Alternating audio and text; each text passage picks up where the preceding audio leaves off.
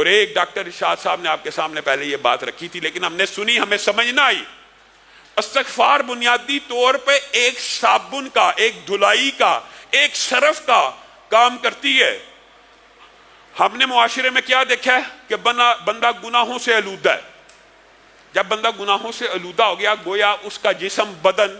میل کچیل میں چلا گیا، دل کالا ہو گیا، دل پہ نقطے پڑ گئے، دل بیمار ہو گئے، دل مریض ہو گئے، کفل پڑ گئے، مورے لگ گئی، پتھر ہو گئے، یعنی پورے کا پورا بدن بدبودار ہے، پورے کا پورا بدن مریض ہے، پورے کا پورا بدن گندا ہو چکا ہے۔ اب گندے بدن والے بھی معاشرے میں علماء کے پاس، مولویوں کے پاس آ کے کہتے ہیں فلاں تسبیح بتائیے، کوئی تسبیح بتائیے، کوئی وظیفہ بتائیے۔ ان کو بتایا جاتا ہے سبحان اللہ پڑھا کرو، الحمدللہ، انشاءاللہ اس کے فضائل کے حوالے سے موقع ملا تو کبھی گفتگو کریں گے۔ یہ تسبیحات کیا گناہوں سے لتھڑے ہوئے جسم کو، گناہوں سے آلودہ جسم کو اس طرح فائدہ پہنچا سکتی ہیں جو فائدہ گناہوں سے پاک جسم کو پہنچائیں گی؟ اس کی مثال محدثین نے یوں بیان کی ہے کہ یہ جو استغفار ہے یہ بنیادی طور پہ صابن اور صرف کا کردار ادا کرتا ہے۔ آپ کے کپڑے میل کچیل سے بھر جائیں، گندے غلیظ ہو جائیں، استغفار کرتے رہیں تو اللہ تعالیٰ یہ میل کچیل اس سے دور کر دے گا۔ اب ریکوائرڈ ہے،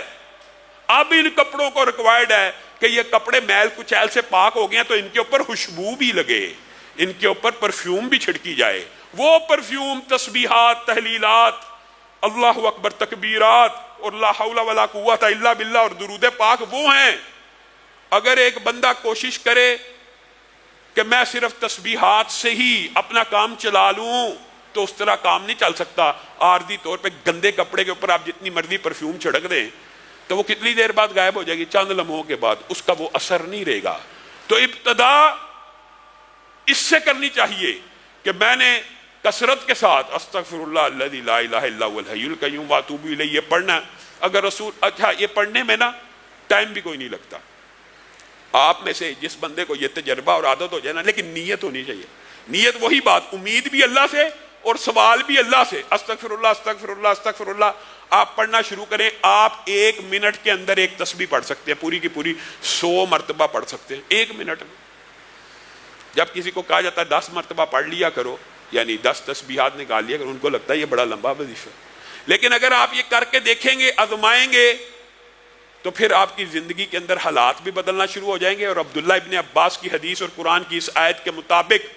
اللہ تعالیٰ پہلی بات آپ کو گناہوں سے پاک کرے گا، پھر آپ کو مال دے گا، پھر آپ کو اولاد دے گا، پھر آپ کو رہائش گاہیں دے گا جن میں بڑے بڑے باغات ہوں گے، پھر ان باغات کو بھی اللہ خود ڈیکوریٹ کر کے دے گا۔ یعنی آپ کے پاس ایسے وسائل، اسباب پیدا ہو جائیں گے کہ آپ ڈیکوریٹ کر سکیں، یا آپ کی کھیتیاں ہوں گی، آپ کے باغات ہوں گے جن پہ وافر پھل آئے گا۔ یعنی ہر طرف سے رزق کی بارش کہاں سے آئے گی؟ اس استغفار سے آئے گی۔ اور سید الاستغفار،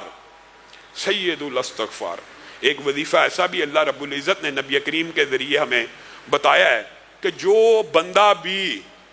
1 مرتبہ صبح، صرف 1 مرتبہ، 10 20 100 دفعہ، 1 مرتبہ شام کو پڑھ لے تو اللہ تعالیٰ نہ صرف اس کو گناہوں سے پاک کر دیتے ہیں بلکہ جنت الفردوس میں داخل کر دیتے ہیں۔ آپ اور میں یاد تو کرتے نہیں، سب جائیں بخاری شریف اٹھائیں، سید الاستغفار دیکھیں کیا کہاں لکھا ہے، پڑھیں اللہم انت ربی لا الہ الا انت خلقتنی وانا عبدک وانا علی عہدک ووعدک ما استطعت اعوذ بک من شر ما صنعت ابوء لک بنعمتک علی وابوء لک بذنبی فاغفر لی فإنہ لا یغفر الذنوب الا انت۔ یہ یاد کرنا مشکل نہیں ہے۔ بعض روایات میں لفظ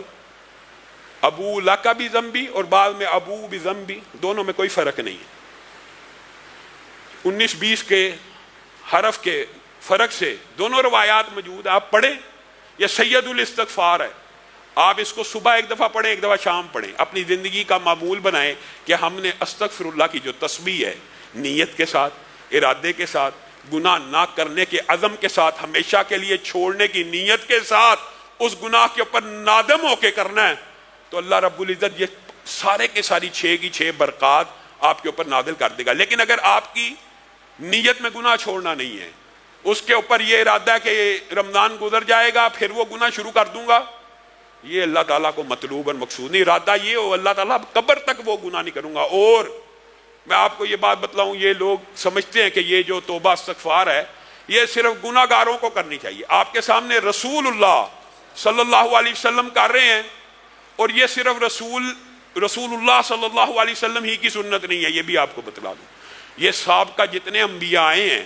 ان کی بھی سنت ہے، اور ان کا ذکر بھی قرآن پاک میں موجود ہے۔ حضرت آدم نے توبہ کی ہے، قرآن پاک میں الفاظ موجود ہے نا، ربنا ظلمنا انفسنا، خود کا۔ حضرت نوح نے بیٹے کے لیے دعا کی نا، بعد میں کہا نا اللہ تعالیٰ مجھے معاف کر دے، میں نے اس چیز کا سوال کیا جو میرے پاس علم نہیں تھا۔ حضرت موسیٰ سے جب بندہ مر گیا تھا دعا کی تھی نا، توبہ کی۔ یونس جب مچھلی کے پیٹ میں گئے دعا کی، توبہ کی، لا الہ الا انت سبحانک انی کنت من الظالمین۔ تو گویا انسان کو یہ نہیں سوچنا چاہیے کہ میرے گناہ کم ہیں، میرے گناہ زیادہ ہیں۔ ہر بندے کو توبہ کی ضرورت ہے۔ اللہ رب العزت کی بارگاہ میں آگے ہم بھی توبہ کرتے ہیں، اے اللہ ہم سب کے گناہوں کو معاف فرما، اے اللہ ظاہری گناہوں کو معاف فرما، اے اللہ باطنی گناہوں کو معاف فرما، اے اللہ ہر چھوٹی خطا کو معاف فرما، اے اللہ ہر بڑی خطا کو معاف فرما، اے اللہ آنکھوں کی خیانتوں کو معاف فرما، اے اللہ زبان کی لرزشوں کو معاف فرما، اے اللہ سر سے پاؤں تک ہر گناہ کو معاف فرما، اے اللہ جتنے گناہ کیے ہیں سب کو معاف فرما، یا اللہ پیدائش سے لے کے آج تک جتنے گناہ ہیں نافرمانیوں کے وہ بھی معاف فرما، یا اللہ جن کی حق تلفی کی ہے وہ بھی معاف فرما، یا اللہ جن کے حق دینے والے ہیں ان کے حق دینے کی توفیق عنایت فرما، یا اللہ جنہوں نے ہمارے حق دینے ہیں ان کو بھی ادا کرنے کی توفیق عنایت فرما، یا اللہ ہم سب کے گناہوں کو معاف فرما، یا اللہ ایک ایک پائی اتارنے کی توفیق نصیب فرما، یا اللہ جو مشکلات کا بائی شکار ہیں ہر روز کہتے ہیں دعا کریں، یا اللہ ان کی مشکلات کو دور فرما، یا اللہ ان کی مشکلات کو دور فرما، یا اللہ جن کے پیسے پھنسے میں ان کے پیسوں کو، یا اللہ ان کے پیسوں کو ادا کروا، یا اللہ ان کے پیسوں کو واپس لٹا، یا اللہ جتنے لوگ پریشان ہیں یا اللہ ان کی پریشانیوں کو دور فرما، یا اللہ ہم سب کو رزق حلال فراہ نصیب فرما، یا اللہ ہم سب کو رزق حلال فراہ نصیب فرما، یا اللہ آپ سے التجا ہے یہ استغفار کا درس پڑا، یا اللہ سر سے لے کے پاؤں کے ناخن تک جسم کے جتنے اعضاء نے جو گناہ کیے ہیں یا اللہ سارے ہی معاف فرما، یا اللہ اس نیت پہ توبہ کرتے ہیں آج کے بعد گناہ نہیں کریں گے، یا اللہ سارے ہی معاف فرما، یا اللہ اس نیت پہ توبہ کر رہے ہیں یا اللہ کے اقرار بھی کرتے ہیں یا اللہ اپنی جانوں پہ ظلم کر بیٹھے ہیں، یا اللہ جہالت سے ظلم کر بیٹھے ہیں، یا اللہ غفلت سے ظلم کر بیٹھے ہیں، یا اللہ شیطان لعین کے شر کا شکار ہو کے گناہ کر بیٹھے ہیں، یا اللہ معاف فرما، یا اللہ ہمارے جسموں کو گناہوں سے پاک فرما، یا اللہ چھوٹا بڑا ہر گناہ معاف فرما۔ سبحان ربک رب العزت عما یصفون وسلام علی المرسلین۔